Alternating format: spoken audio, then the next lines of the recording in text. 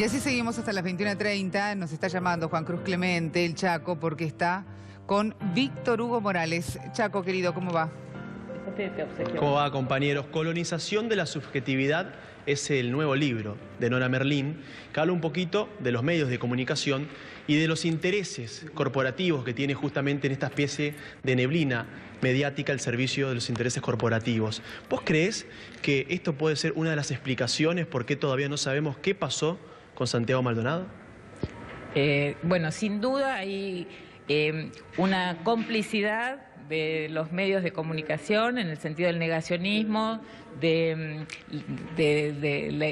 digamos, el neoliberalismo vino a trabajar articuladamente con parte del poder político, los medios de comunicación y parte del poder judicial, ¿no? Este libro cuenta, por supuesto, con el prólogo de Víctor Hugo Morales, pero antes de pasarte justamente ya a hablar con Víctor Hugo, te quiero hacer una consulta. Contanos un poquito, ¿no?, acerca de este nuevo libro.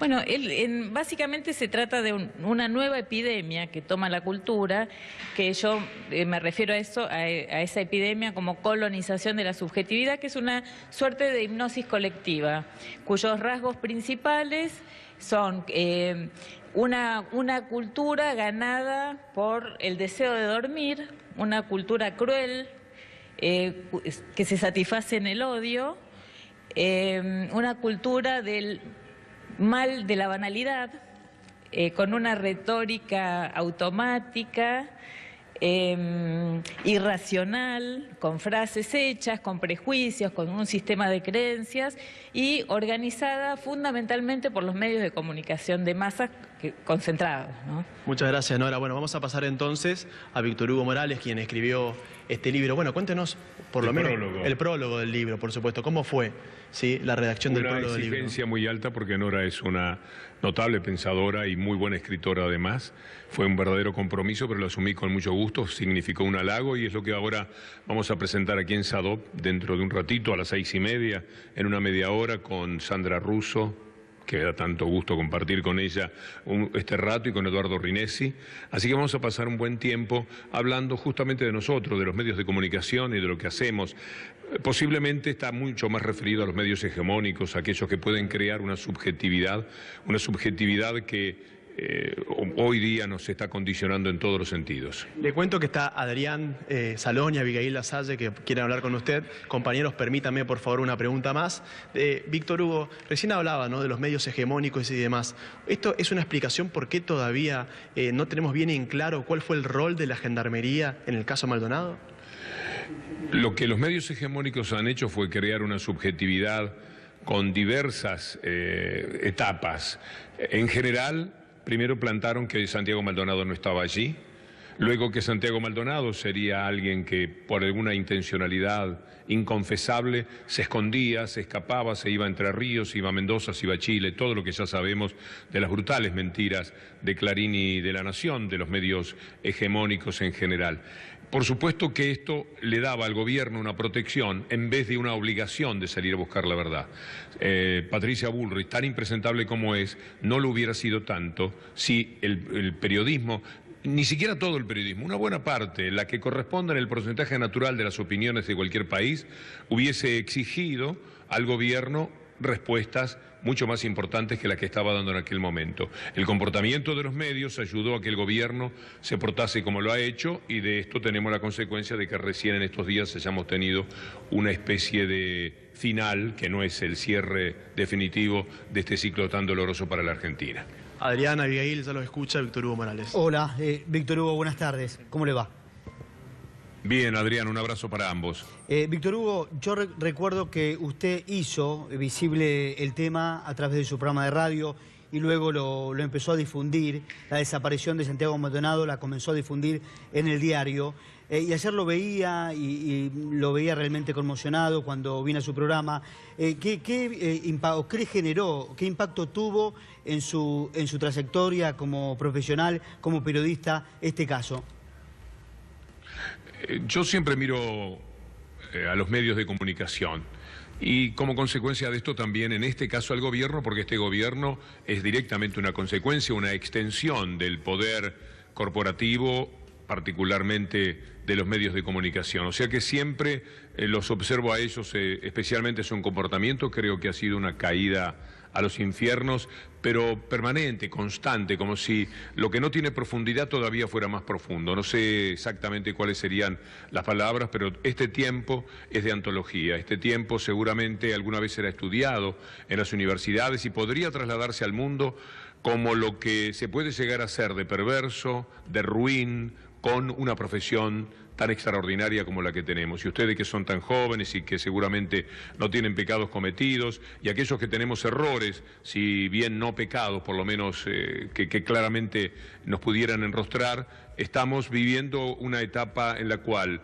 la conexión de la mentira con la siguiente mentira nos provoca el estupor de que mañana puedan salir como si tal cosa aquellos que han mentido de la forma que lo han hecho en el caso de Santiago Maldonado. Y esto demuestra entonces que además son impunes. Estamos asistiendo, cuando hablamos de poder no siempre somos capaces de definirlo. Esta etapa de la Argentina define lo que es el poder. La mentira con impunidad, por ejemplo, el no tener que rendir cuentas a nadie, el decir lo que sea y pasarle por encima hasta la propia inteligencia media de sus telespectadores y sus lectores, marca que este tiempo del periodismo de la Argentina es el peor, no de la Argentina, sino en el mundo. Y entonces, aquello que ya conmovía en 1860 a algunos pensadores como Alberdi en sus disputas con Sarmiento, etcétera, ahora potenciado por la tremenda penetración que tienen los medios de comunicación, ha llegado a límites que no son tolerables. Yo vivo con mucha angustia este tiempo, vivo verdaderamente frustrado y desencantado, pero también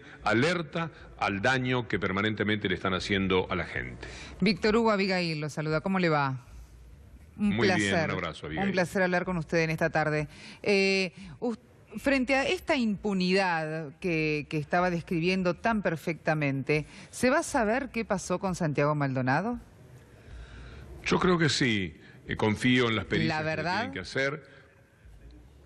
La verdad, no sé exactamente hasta qué extremos, pero yo creo que vamos a saber cómo lo mataron a Santiago Maldonado. Aquí no hay que perder de vista que esto ocurre por el ataque donde no correspondía, hecho a mansalva por la Gendarmería. Es decir, Santiago de todas las maneras muere por culpa de la Gendarmería.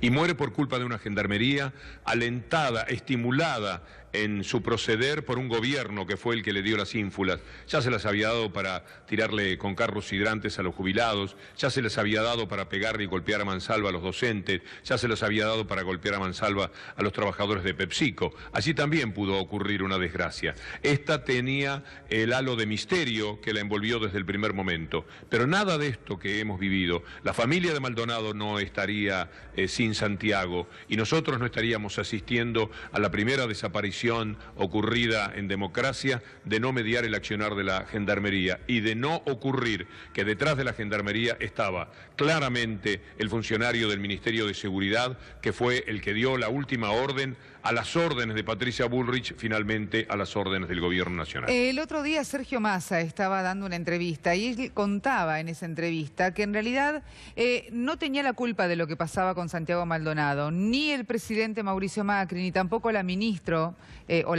Patricia Bullrich. ¿Por qué? Porque en general él contaba, con su experiencia en el gobierno anterior, que cuando se da una orden, luego esa orden pasa a otra boca y de boca en boca se va desmadrando hasta punto tal que tal vez es la fuerza misma de Gendarmería los que provocaron este terrible desenlace de la vida de Santiago Maldonado y obviamente se le fue de las manos. ¿Usted considera lo mismo? No, enfáticamente no. Si no, no habría culpables de lo que ocurrió con Costecchi y Santillán, si no, no hubieran recorrido el mismo camino que Clarín recorre ahora, tratando de decir que fueron los mapuches los que plantaron el cadáver de Santiago. Lo mismo hacían cuando las muertes de Costecchi y Santillán, diciendo que eran los piqueteros los que presuntamente los habían matado. No, la responsabilidad de los gobiernos es, en estos casos, muy pero muy especial. Por cierto, no todo es trasladable a un gobierno, pero sí cuando la actitud es un desprendimiento muy claro del proceder neoliberal del gobierno, es decir, políticas neoliberales que van a sacar a la gente en determinado momento a la calle, que van a generar disconformidad contra la que hay que arremeter con la fuerza de la cual el Estado siempre es el depositario. Esa fuerza la descargaron tantas veces como para que quedase muy claro que tenían que tomar medidas con respecto a ese proceder, y no lo hicieron. Por el contrario, lo alentaron. Todavía tenemos, ¿qué dice Massa? ¿Cómo puede decir eso? ¿No tiene las palabras de Nochetti pocos días antes de todos estos episodios diciendo los vamos a meter presos a todos, que era como decir los vamos a liquidar a todos, en una provocación a un pueblo que se defiende en unas chozas miserables donde no se puede vivir, que emociona nada más la idea de Santiago Maldonado porque nos ha permitido poner muy en claro cómo viven los mapuches, qué son los mapuches, cómo han estafado a los mapuches, cómo los han robado? ¿No le alcanza más a lo que dijo Nochetti para decir eso que ustedes me dicen? No me consta que lo hubiera dicho, pero por supuesto tomo palabra por palabra. Sí, lo dijo en el programa. Lo dijo en el programa de Luis Novarecio, en un canal colega. Sí, Massa también evita como hombre que cumple muy bien con el grupo Clarín, etcétera, nombrar las responsabilidades periodísticas que para mí están a la par o por encima del gobierno todavía. No me sorprende, pero sí están las responsabilidades claramente del gobierno y tendrá que asumirlas, como no ha querido hacerlo, entre el silencio casi socarrón de Macri, el proceder provocador de Patricia Bullrich y las andanzas impresentables y descaradas de Carrió. Víctor Hugo, le hago dos en una. Primero, su mirada sobre la sociedad argentina con este caso. Si nota que hay una división de los argentinos con el caso Maldonado, me refiero a las opiniones diversas que puede haber. ¿Y qué cree que va a pasar mañana en la Argentina? Porque mañana se vota.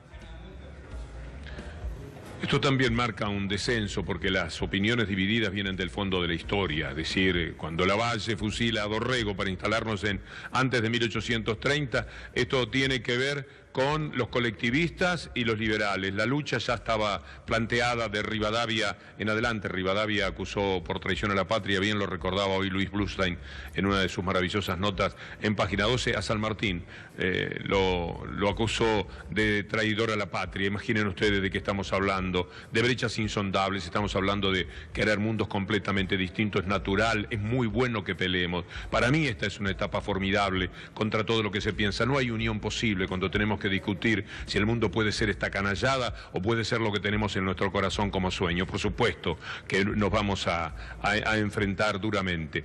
Pero en este caso de Santiago Maldonado ya hay una caída también de la condición humana. El neoliberalismo no solo genera medidas económicas atroces y panoramas sociales invivibles, también genera un ser humano bastardo y feo, individualista y peleado con lo mejor, con la mejor calidad de la vida. Y eso es lo que tenemos en toda persona que dice lo de Santiago es hablar de política, en todos los periodistas que por servilismo se refugian en decir que el tema Santiago atraviesa la política. Todo en la vida atraviesa la política y por supuesto que esto lo ha, pero no de una manera negativa. En consecuencia, yo creo que aquellas personas, el otro día me contaron en un show, una cantante muy querida, dijo, por supuesto que estamos todos muy doloridos con Maldonado, y en la primera mesa un patán cruzado de piernas le dijo, yo no vine aquí a que me hablaran de política. Esta es la respuesta. Bueno, ahí tenemos un ser humano que representa a muchos otros, a todos los que hasta se han alegrado de lo que pasa con Santiago Maldonado y de cómo aporrean a los mapuches.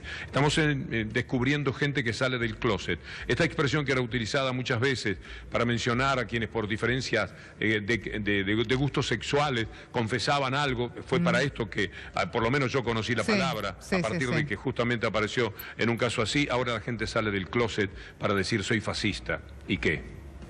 Víctor Hugo, muchísimas gracias por estos minutos, ¿eh? No, muchas gracias a ustedes, un placer. Un placer como siempre. Gracias, Juan Cruz, también excelente el trabajo. Compañeros, una vez más recomendar este libro, se llama Colonización de la Subjetividad, la escritora es Nora Merlín y va a ser presentado justamente ahora, en minutos nada más, aquí en el sindicato de SADOP, que es el sindicato de los docentes privados. Gracias.